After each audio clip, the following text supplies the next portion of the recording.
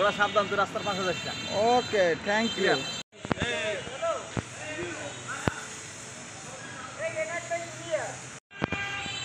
সামনে উঠো না কেউ, সবাই একটু ক্যামেরায় তাকাই।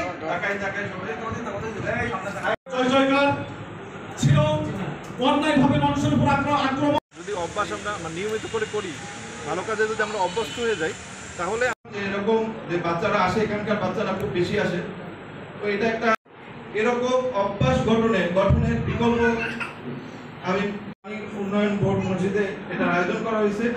এই জন্য লেখা হয়েছে ইসমাউল। অন্যান্য যে অসঙ্গতিগুলো আছে, যে এত সুন্দর একটা উদ্যোগ গ্রহণের জন্য আসলে যে কোনো কাজের উদ্যোগ গ্রহণ